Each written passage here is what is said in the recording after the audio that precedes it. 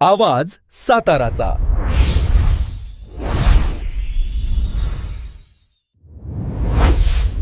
आवाज साताऱ्याच्या न्यूजमध्ये आपले स्वागत आहे।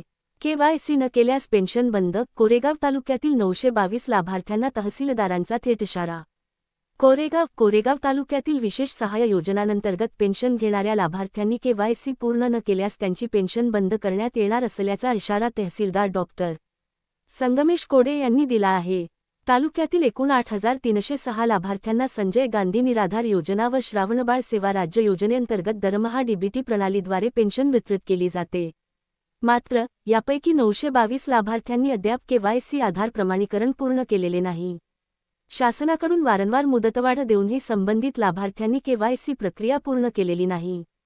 याबाबत तहसीलदार कार्यालयाकडून लेखी नोटिसा देऊन मुदतीत केवायसी करण्याचे आवाहन करण्यात आले होते, तरीही प्रतिसाद न मिळाल्याने प्रशासनाने आता कडक भूमिका घेतली आहे।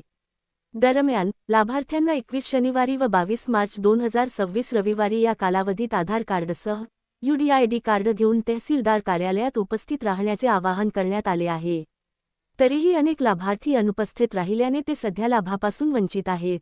ज्या लाभार्थ्यांनी अद्याप केवायसी पूर्ण केलेली नाही त्यांनी मार्च 22 अखेर तहसील कार्यालय कोरेगाव येथील तळ मजल्यावरील संजय गांधी योजना शाखेत आधार कार्ड, बँक पासबुक आणि दिव्यांग लाभार्थ्यांनी UDID कार्डसह उपस्थित राहून प्रक्रिया पूर्ण करावी, असे प्रशासनाने स्पष्ट केले आहे। निर्धारित मुदतीपर्यंत केवायसी न करणाऱ्या तसेच आवश्यक कागदपत्रे सादर न करणाऱ्या लाभार्थ्यांची पेन्शन बंद करण्यात येणार असून त्यास संबंधित लाभार्थी स्वतः जबाबदार राहतील, असा इशारा तहसीलदार डॉक्टर संगमेश कोडे यांनी दिला आहे। आवाज साताऱ्याच्या या चॅनेलला बातमी देण्यासाठी आजच संपर्क करा। संपर्कासाठी नंबर 90 96 68 29 29।